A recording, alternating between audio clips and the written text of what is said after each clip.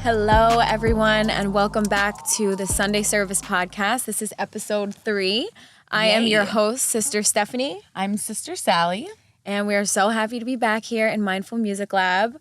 Episode 3. We literally just watched our second episode back just to make sure we kind of stay on track, and we want to bring in a little bit of last week's episode into today's episode and just touch on a few things that we talked about. But let's keep it light. You know, we want you guys to come here and feel like you're getting something out of this and you feel related to and seen and heard. And as long as we're doing that, then we're doing our job. Yeah, and you feel good. Like, you want to leave feeling like, wow, good. Like that did something to me. I feel like you and I always walk away from our conversations feeling like that. Yesterday we met just to like regroup and just hang out. Like, oh my God, we always say like if we had somebody following us with a camera or recording what we were saying, like when in private, like there would be some fire episodes. I think we need to start doing that on the low. Let us know if you guys want to see a little bit of those moments and that juicy footage. Just because I feel like when the camera is not in front of you, I don't know, just your mind kind of goes you just in different, roll, yeah, which I think we have a good rhythm and we know how to roll in front of the camera, but off the camera just hits different sometimes. So we had a really nice time yesterday. But some of that stuff I don't know if I'm willing to share yet. We'll get there. I think we'll get there in this podcast, and once we start sharing a little bit more about ourselves and our lives, and people get a little curious and they want to know certain things, we are open to, this is what we're doing. Yeah, so, I say yet too because I'm gonna share it. Like, we have to get comfortable with you guys. Yeah. Like, we don't really know you like that yet. Not yet. You don't really know us like that yet, and that's fine. That's fine. It takes a little bit of time. But like we said in last week's podcast, and we probably mentioned this in the first episode too, but the moment that we met each other and we had our connection spark, based off of the conversation that we did have, it was so easy after that to, anytime we got together and had a conversation about anything, whether it was like how your day was at work, like, we felt good walking away from that conversation. And as long as we can do that in our podcast, then that's what we're here to do. And that's why we like always call each other, or Steph will just come get her hair done when she's having a moment. Just needs some grounding. We both need some grounding, and like, let me just tell you what just happened. Like, am I crazy? Or like, help me, like, talk me off a ledge, please, because I'm losing it. Right. I call her all the time for that. Yeah. Literally. And then when we have our meetings, it's more of like a therapy session than it is a meeting. We have to like get stuff done, and we'll spend like 2 hours like having a therapy session. Like, oh wait, we have to do this. Yeah. So like only the last 10 minutes of our session yesterday was spent doing the things that we actually needed to do. But hey, we got it done. We got it done. We got it done. So at the end of the last episode, we mentioned how we want to go a little bit deeper into our hardwiring and rewiring, and that's just the necessary things that you do in life as a self-aware human being, where you're constantly trying to unlearn and learn new habits and just be better than we were the day before.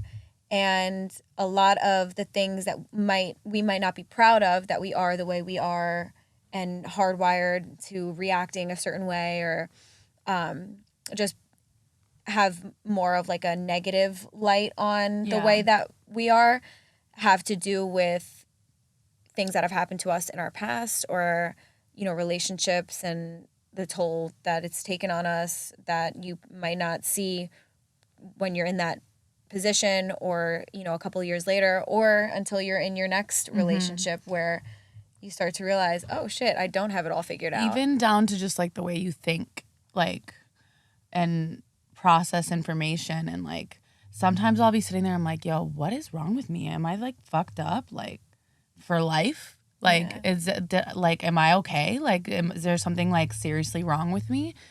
And I think like that's kind of where we're gonna go with this, is like, there's so many people that feel the exact same way and think the exact same way, even if the thought could be so fucked up, like, oh yeah, like, yeah, you know, yeah. So like, that's kind of what we're going to start off with, and we're going to kind of branch from Absolutely. the conversation last week. Absolutely. And it's funny because that's what friendships are for, right? You want to be able to call someone and be like, hey, talk me off a ledge, or tell me that I'm crazy, or tell me that I'm not crazy, because I can't make sense of this on my own right now. Right. So that's why, having relationships with people that you can be open and vulnerable with are everything. And that's what we do here. That's what we're doing here. And hopefully, in of service to anyone who is listening to this, you can walk away feeling like understood, and that you're not crazy. You're and not that we're all alone. experiencing Yeah. these feelings or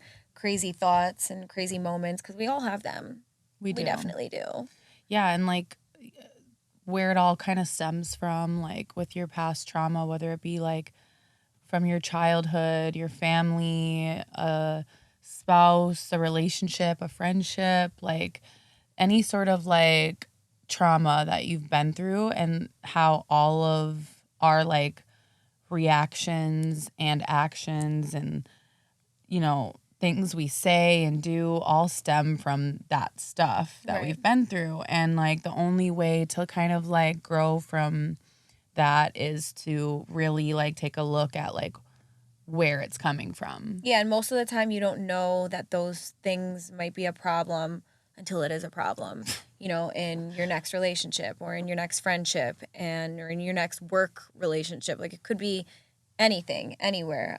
Sometimes we don't realize that we're like harboring certain things within us that might not have a good chain reaction once it's brought up, because we've been like suppressing it or not acknowledging it for such a long time. And that's really just about having self-awareness. And I know we said this in the last episode, but as long as you are self-aware enough to be like, oh, and like look at something and within yourself and be like, okay, wow, I need to rework this or like unlearn this and maybe like pick up some new healthy habits and healthy reactions.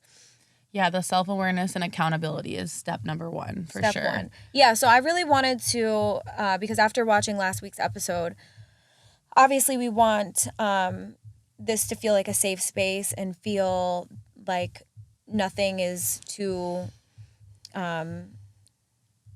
uncomfortable for us to speak about. Right. And like talking about the situation that you were in and everything that you've learned from it. Yeah. I want to also give anyone who's listening some advice on what they can do coming out of a situation like that, or if they know someone in one, how you can right maybe give some advice. Like, what are the necessary steps to take when you are in a toxic, abusive relationship and you don't know how to get out and you do feel stuck, and your family isn't talking to you, or you really reach that point where like you know that this is bad and you know that this isn't serving you, and it's only going to hurt you the longer you keep this going. So I wanted to know, like, what are some of the like top 3 or top 5 things to do when you're in a situation like that you can actually like dig yourself up out of that hole. I feel like maybe I should start with like when I was still in it, but I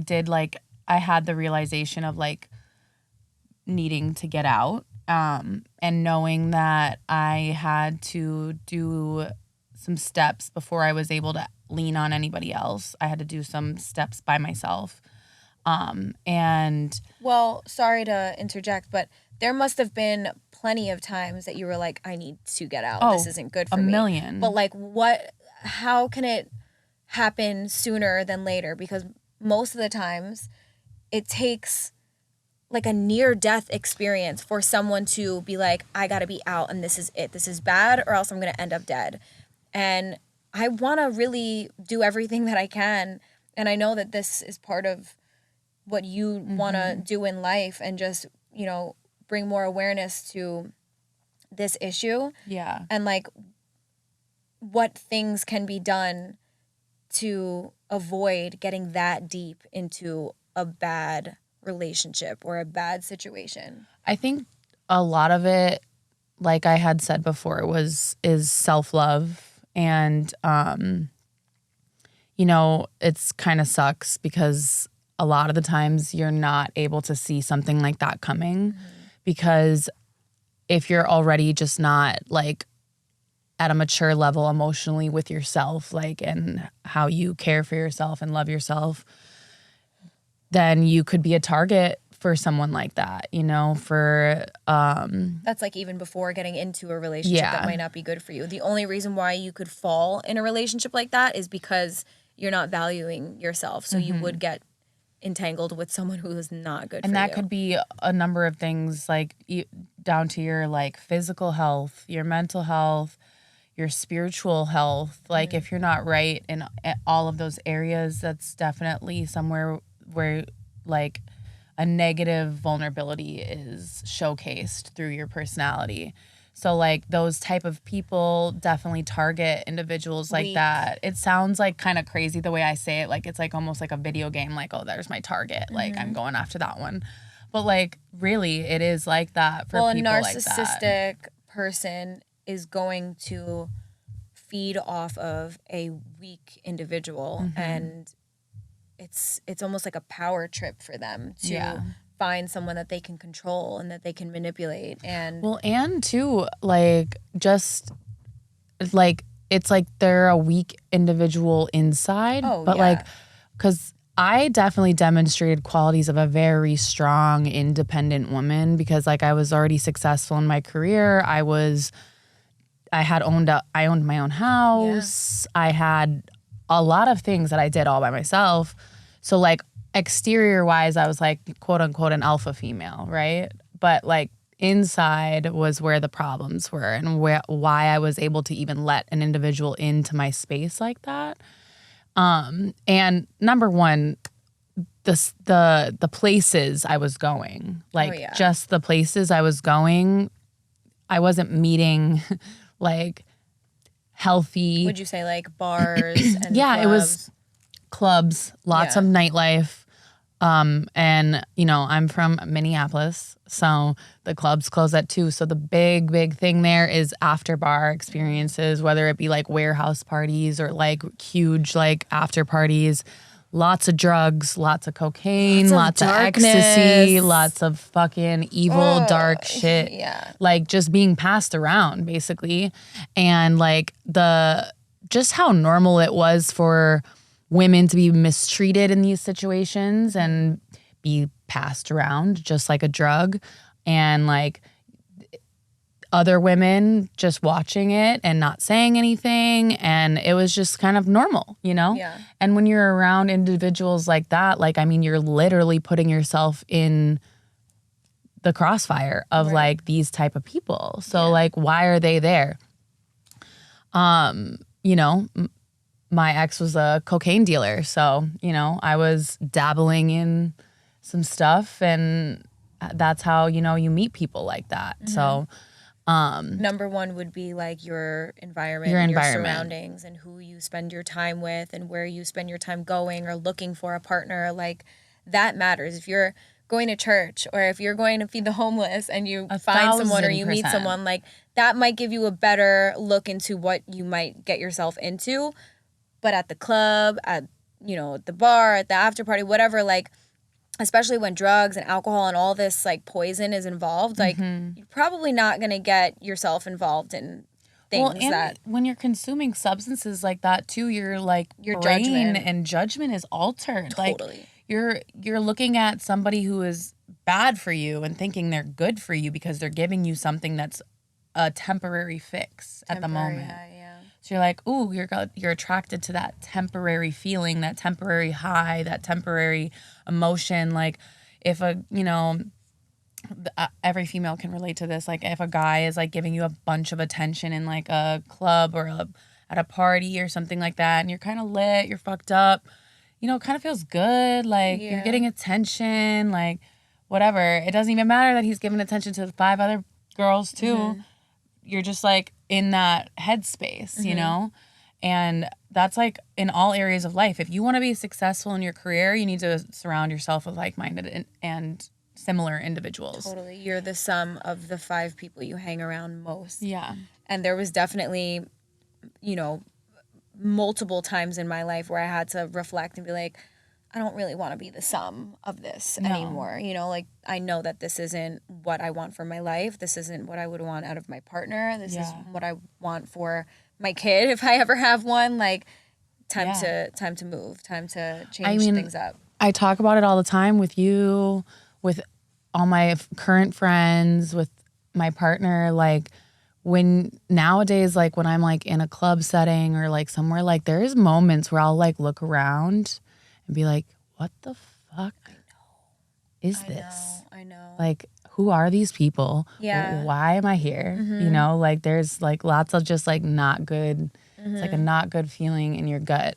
And so like I think that's like the main like first thing that I think so. It's more like the first thing before, you know, you find yourself in a situation like that. The way to avoid getting yourself in a situation like that is to just not put yourself in situations that, you know, bring that into your life. If you're somebody who's like seriously looking for a healthy relationship and a partner, definitely those type of environments are not where you're going to find it usually. I mean, I obviously you can never say never, but yeah, there's you know, people who have healthy relationships that have met in the club, or you know, people who have met outside and maybe at the park or something that ended up being a bad situation for them or toxic relationship. Like it doesn't mean that across the board that's going to be bad like for you. Black and white when it comes to like organic meetings, but that is definitely, you're gonna get more bad than good in those type of environments for sure.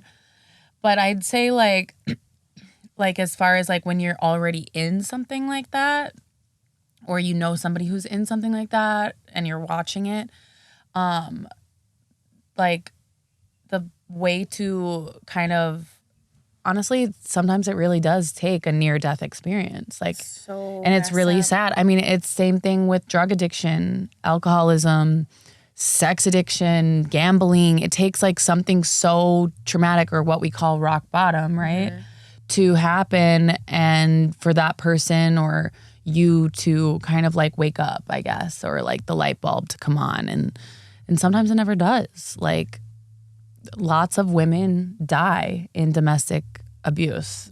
And or a lot of women end up incarcerated because they defend themselves. That's so crazy. I've been like reading a couple it's very sad online that I'm like, what? That's a really big thing for me too. I think eventually I want to like somehow have an impact on that as well, because there's so many women incarcerated for either, you know, murder or attempted murder or things like that, aggressive things, because they were defending themselves. And I feel like that's just something that we can talk about at a later time, but it's not right. Yeah, when you realize like how much of a problem that is and how like often these things happen, it's like, whoa. Well, like, and then you see the justice system, like when people do finally speak up, nothing fucking happens to these motherfuckers. Like, are you serious? Like, nothing happens. I was saying like, this recently how, and I shared that one podcast with you, how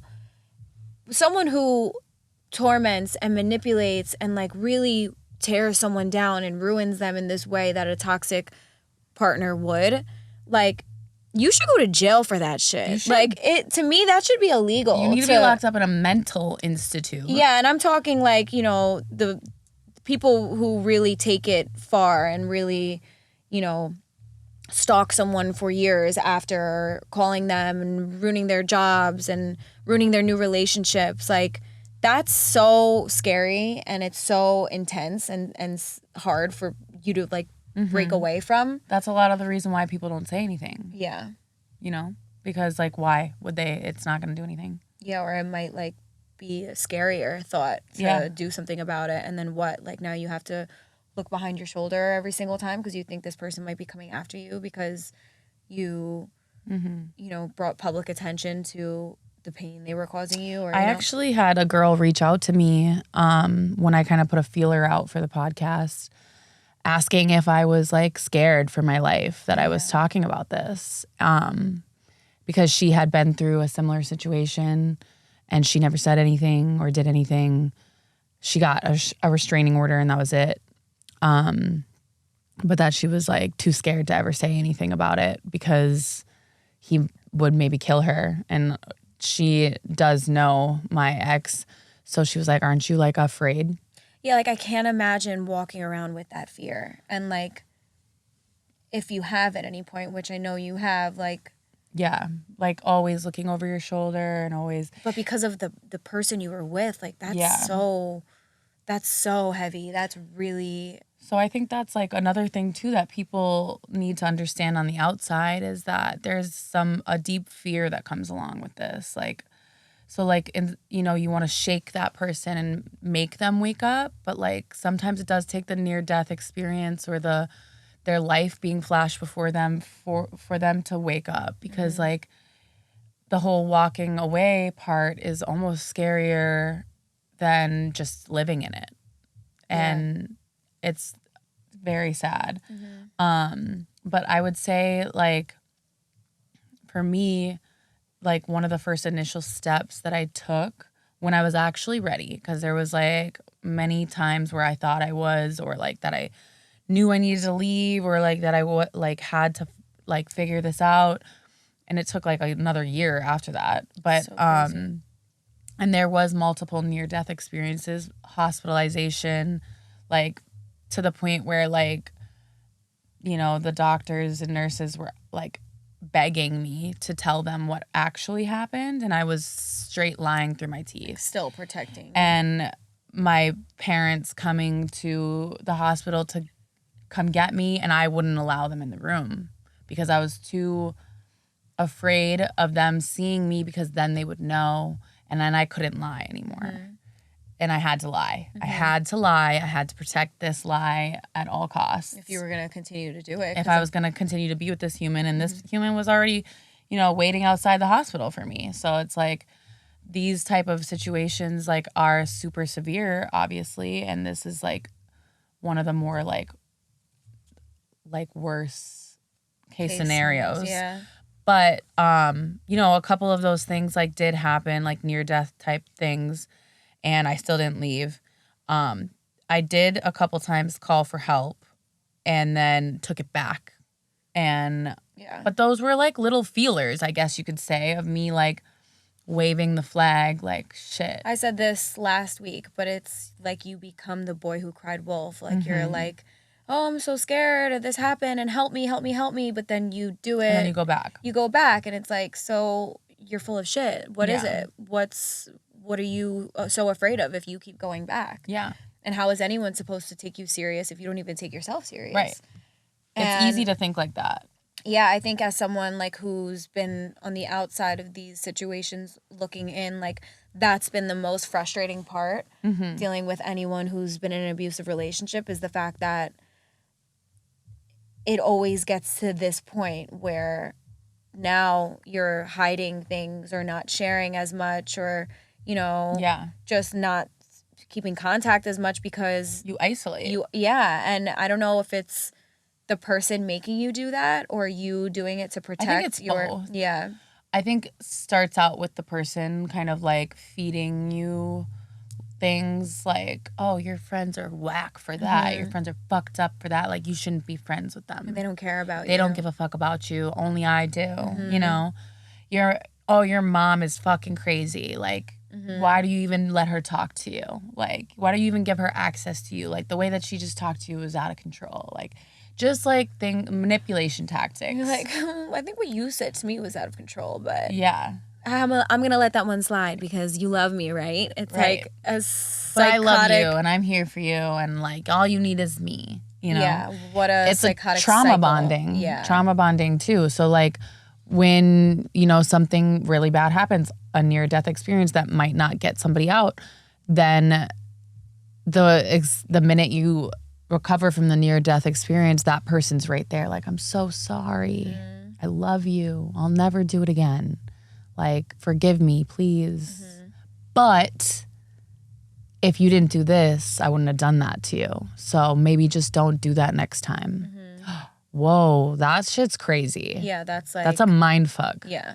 Like, this is what these type of humans are dealing with in these relationships. It's terrifying. And it's like, I don't even know how these humans were built to be able to manipulate like that. It's crazy. Well, that's like a whole other part of it that I also wanted to see if we have the capacity to unravel is like what makes someone that way, that they just go around like ruining people's lives, or I feel like maybe we should get somebody that is a little more knowledgeable on something like that coming up here. Well, I think just like anything else in life, and again, what we talked about last episode was, we're hardwired because of things that have happened in our past. So either these people have been exposed to domestic violence with their parents growing up, or maybe they had a sibling who was abusive, or someone. You have to almost like feel bad for them because there was something that happened in their timeline that made them think that this behavior was okay. You asked me this when we had our meetup, like about my family, like did I have daddy issues, and like what were my relationships like with my parents? Like Steph kind of like really wanted to like know like maybe like where is this all coming from? Like how did you end up in that? Because everything comes from something, right? Like maybe you didn't have enough self-love because something in you was absent because of something that happened in your childhood. Like I can even speak from my own experience. Like, I have some abandonment issues in my relationships and even in friendship. Like I noticed that this is not just with my partner that I'm, intimate with. Like this has been in all of my relationships where I'm triggered when I feel like I'm being abandoned and stuff. And that is, completely tied to my dad leaving when I was younger. You know what I mean? So it's like, oh my God, alert, respond like with not toxic, but, respond in a way that you're not proud of because that's all you know. And that's all that you've ever thought was normal. A trauma response. Yeah. Yeah.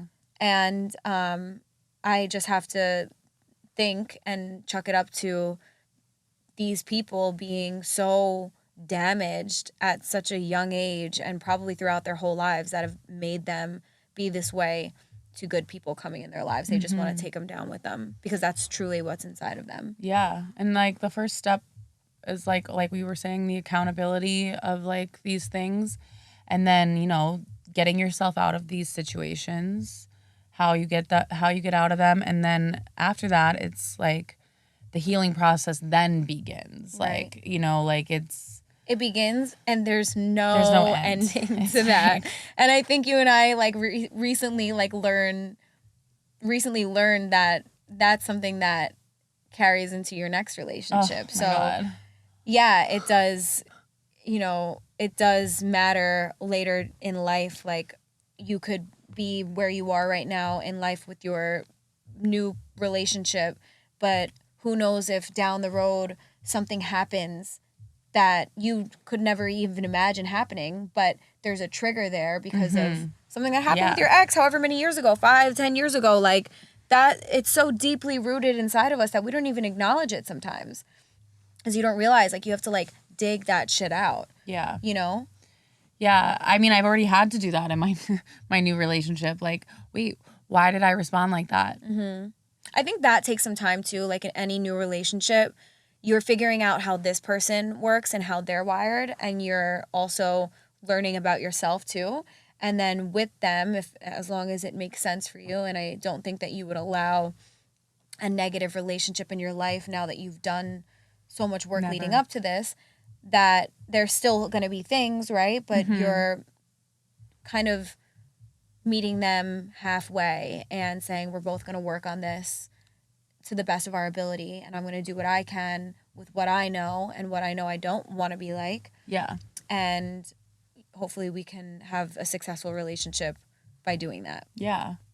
And you're definitely not ready to get into another relationship until you're open to these things. You don't have to be like healed and this perfect person, because that's never going to happen. Yeah. But like you do need to be open and have done like work on your internal self first. I think coming out of a bad situation like that, anything that's bad and has just taken like years off your life and just you're like a facade of yourself. I think that some of the things that I know that have been beneficial to my growth in a relationship and outside of a relationship is like, I don't know, things like going to the gym or eating healthy or finding a new hobby, like all of those things that don't seem like they're work and like you, because it's not always therapy. It's the work that you do and the things that you do on a daily basis that are a reflection of like who you are, right? So if you're putting time into the gym and you're putting that time aside to say, I'm doing this for me because it feels good and I'm taking care of me, then you just like leveled up. Yeah. And now you're not going to let anyone take that away from you because no one can take that away from you. No. And I think like when I first moved here, well, you know, like I moved, I sold my house, got rid of literally like all the bad energy, like, and to me it was tied to all of that. So I literally had to just like fucking be like, fuck, that's an L, but this is gonna be a W. So like, gotta put it behind me. Just fucking forget about it. And I left, came to Miami, and when I first got here, I actually like kind of fell back into similar routines as Minneapolis, where I was partying all the time, going out all the time, hanging out around that type of person. I didn't start my career immediately when I got here. I went and got a serving job because like, you know, oh, it's quick money, easy money. But that immediately put me into the nightlife. And so then that's like the people I was surrounding myself with, you know, and I was staying up until 5, 6, 7 a.m. and then going and sleeping all day. And so then like not only was my physical health fucked up, but my mental was fucked up because like I wasn't, because your daily habits have so much to do with like where you're at in life. You know, if we might not all have it all together, but as long as I'm, even on my worst days, getting to the gym, like putting good food in my body, taking a minute to meditate, which I don't do every day, but when I do, I'm like, whoa, like why don't I do this every day? Why don't I do this every day? And you see how much you feel better and how much more you love yourself because you're valuing your time and you're making that time in your day that no one can take from you. Yeah.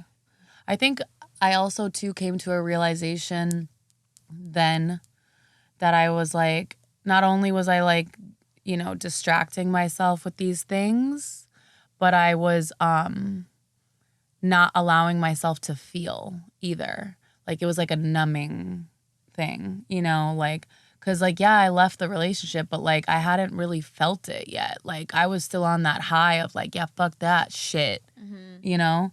I didn't like this happened to me mindset. Yeah, like that angry, like, fuck this, like, I don't give a fuck you, fuck men, I'll fuck any man up. I literally was on that.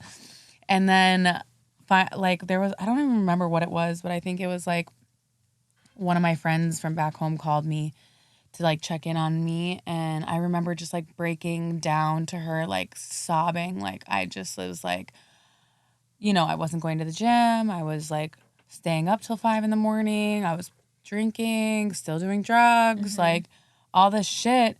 And she was basically like, Sally, like you're gonna have to like really like feel this shit. Like you can't just like, you know, start fresh like by just like getting up one day. Yeah, I think that that's something I've noticed in anyone who has gotten out of a toxic relationship. If I've ever found them going back, even if it was like 2-3 months later, you think that they make so much progress, but there's no progress in just getting out. No. There's progress when you start prioritizing yourself and taking care of yourself and losing weight or eating right and gaining weight again. Like some people get severely skinny in relationships like this or severely obese. Like you have to like address the things that are so hard to address. And that's like, oh, I'm not healthy. Oh, I don't make time for myself. Oh, I don't have good people around me. And then be like, oh, whoa, I see everything around me does not make for this time to be the time where I'm healing and like growing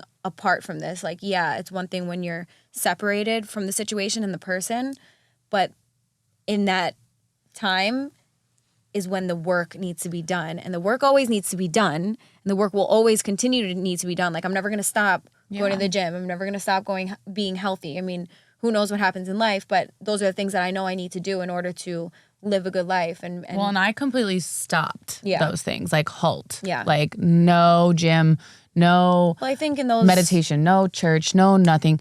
And then I got here and I continued the same unhealthy habits, Yeah. even though like when I am at my healthiest, I'm always working out. I'm always eating healthy. I'm very spiritual. Like, and I actually forgot that the real thing that made me start to look at myself and this whole thing was I went home for Christmas the first year I lived here. And it was always kind of a weird feeling whenever I went home because like I had just like that eerie feeling of like what I left behind. So like my energy was always a little off. But I went home and I got together with like a couple of my really good friends. One of them was my best friend, Paige.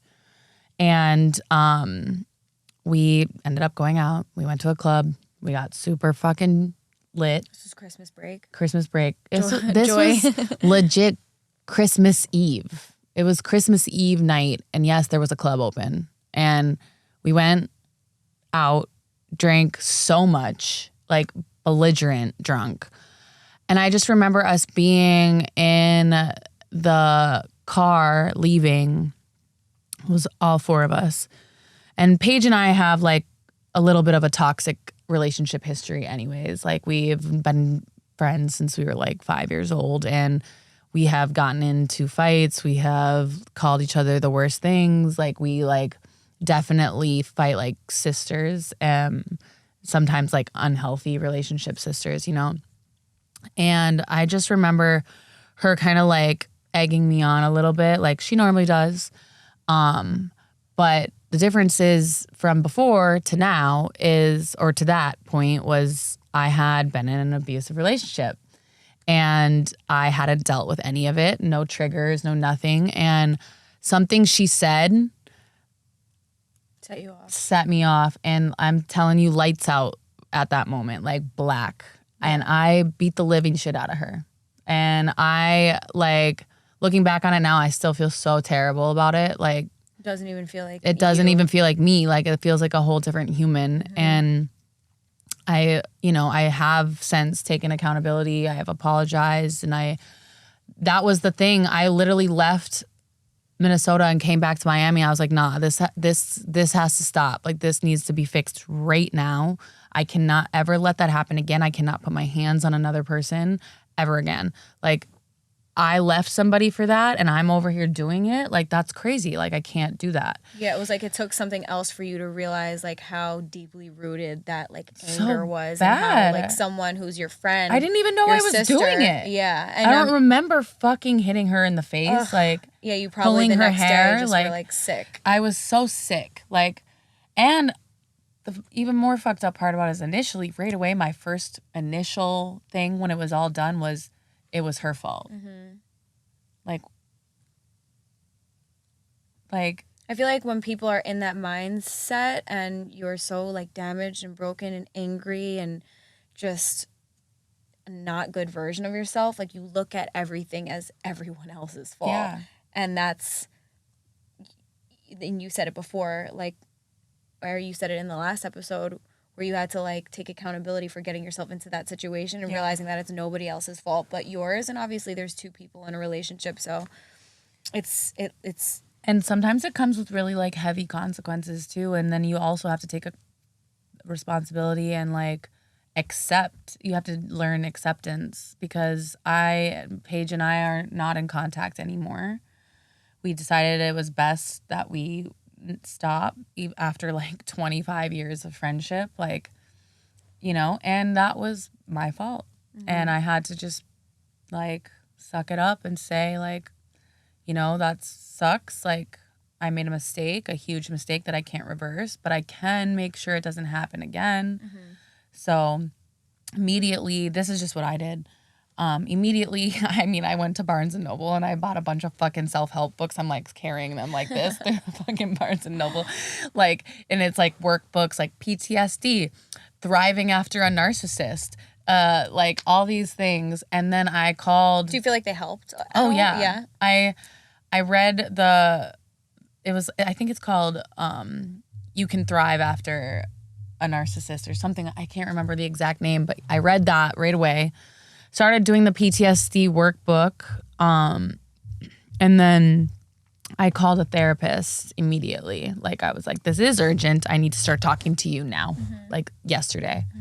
And I like went with one therapist, and I actually did it on BetterHelp at first, and it worked for a while for me. I found somebody who had experience and like learned a new method of like PTSD and trauma response therapy, and it was like every session I was with her, I had to pick the most horrible moment from my past abusive relationship, and I had to, the first time, write it down on paper, like word, like beginning to end, like what exactly happened, describe it as detailed as possible. And then the next time it was like, how did that moment make you feel? Like, what were all the feelings? Like, what was like going through your mind and your heart, and like how like did your body feel? And then the next time was like, it just like rolled, and it was like 6 weeks I did that for, and it was like writing for a full hour on different, like basically peeling one layer at a time back of that like one specific moment. And because, that moment caused me to have night sweats, like wake up with night terror, because like I was like sweating so profusely because I was having nightmares of these moments. And I like told her about that, and she was like, okay, like this is like a exercise that helps you kind of like relive it so many times and like understand your feelings that you don't feel so like terrorized by it anymore, so it's not like sparking a trigger every 5 seconds. So that worked for me for a while.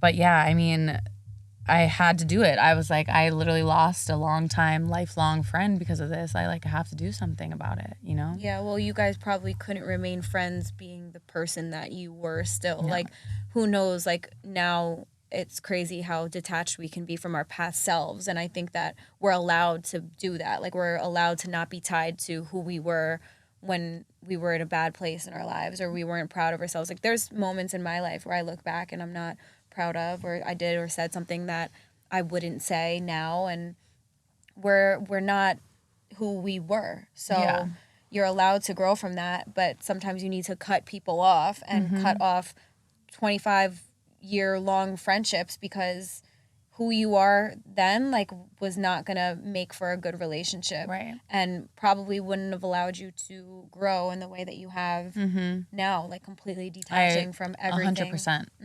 And there was multiple relationships actually that I cut off following that too, and I started to like I had a lot of like abandonment, detachment issues with friendships, like feeling like losing these people out of my life was like the end of the world, and like it hurt so bad, and like why could they do this to me? What's wrong with me? And I had to face that stuff too, because that all stemmed from my past. Like, and there are quite a few people that since I moved to Miami that I am no longer friends with, and it's honestly for the better. Like, because I keep getting better and better. I like myself more and more every day, and so I know for a fact that not everybody is for me, and I'm not for everybody either.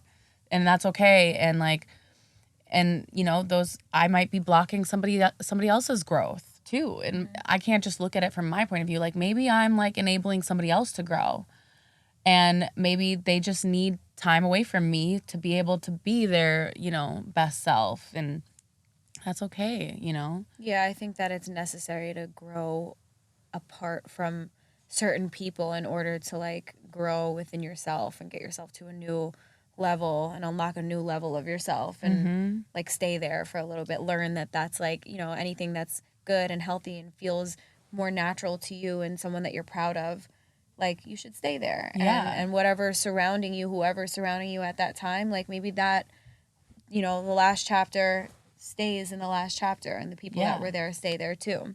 Yeah, some people are, for a season, and Some people are for a moment. Do you feel like the toxic relationship that you were in had to happen Absolutely. in order for you to become who you are today? 100,000%. And I honestly, if you would have asked me this like maybe last year, I probably would have said, fuck that. Yeah, I didn't No, need this that. shouldn't happen to anybody. Yeah, But like, no, yeah, it definitely, I think that I'm like a firm believer that like God doesn't put me through anything I can't handle.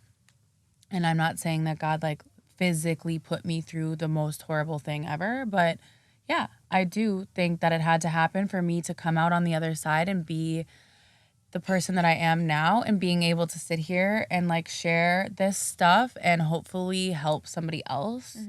And I think that's part of my purpose. And that's like, I would have never been able to do that had I not gone through those horrible things. Just like anybody else who's making a difference in the world right now, they had to go through some shit. Yeah. All of us had to go through some shit to get to where we are. And we're going to continue to go through a lot of shit. Like, who knows? Just because we're in a good place right now doesn't mean we can't be totally derailed by something in life. And that's why I think doing the necessary things to make for a healthy life for yourself and healthy habits for yourself only protect you from all of the craziness that's going to happen inevitably in life.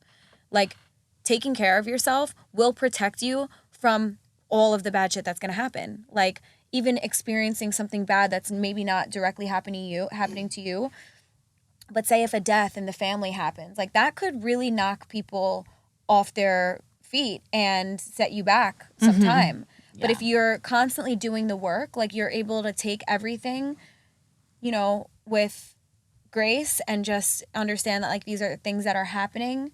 They're not happening to me, they're happening for me. It's happening to teach me something, and I need to learn from this and take this as a lesson. And when you can now look back at your relationship and everything that happened then and be like thankful that like you made it out on top. Oh my God. I even have gotten so far as to like forgive. Yeah. Which is like, too. Yeah. That's the ultimate like goal with your healing process. To be so at peace with it that you're not blaming anyone anymore. You're not blaming yourself. You are just understanding that like this is something that taught you a lot and you needed to learn all of this from, because who knows, maybe you would have still been partying and not taking care of yourself and going out and entangling yourself with the wrong people had that not happened. And I think that's why we also say that it's like a constant thing, because there are things that can cause you to slip a little bit. It's like, you have like a relapse, if you will, like not a full relapse in my case, but like, like little triggers that I allow myself to slip into and like react inappropriately and, in a way that I'm not proud of, or I, go out and party and do something stupid because of all of that, because I'm not practicing everything that I am wanting to practice every day in my daily life. So I think that's really like what we wanted to talk about today, and like, getting into like how you can just like constantly be working on these things. And that's like what I'm doing in my life now. I'm like really trying to like practice all the healthy things that I've learned about myself. I'm still learning, and I have a lot of other things that I'm going to like start to do for myself as well. I'm going to get back into therapy shortly here. Yeah, like incorporating that can't ever hurt. Incorporating anything that's adding to your growth and expanding your train of thought and unwiring and rewiring your brain like is only going to be beneficial to your future self. Yeah. And you just sharing your story and your experience being in a highly toxic, abusive relationship is obviously amazing. And a lot of people I know can relate to this. So that's what we want to do here. We just want to be the big sisters that either you have or you don't have, and continue to be that in every topic that we touch on. I'm excited. I'm excited for next week too, because you know, Steph's gonna get a little deeper into her perspective, and we're also gonna have a very close friend of mine here. She's coming in from Minneapolis. Yeah, I think it's always good to just open up the conversation a little bit, because everyone has a different perspective. Everyone has seen this or experienced this from a different point of view, and it's all so valuable, and we can all learn from the way that every single one of us has been feeling or has felt at some point in the past. And that's how it happened when we met. You know, you opened up to me about this, and I was experiencing it and still am from a different point of view. But I was like, wow, I think that someone that I know, I think that my sister could really benefit from talking to you and realizing that she's not the only one, or she's not stuck, or this isn't her identity. Like, you can grow from this, and you can be a completely different person a year from now, 2 years from now, as long as you do the necessary work. Period. And I think we should leave it there for today, because I agree. We want to send you guys home with that. Like, just do the work. Anything that you know is good for you and good for your future self, you will thank her. Yes, you will. Baby steps, too. Baby steps. It doesn't have to be like a mile. It's, you know, just like a little inch at a time. Absolutely. Every single day, just 1% better. 1% better than yesterday. Absolutely. And that is a wrap on today's Sunday service. We love you all so very much. Thank you for being here with us, and we'll see you next week. See you next week.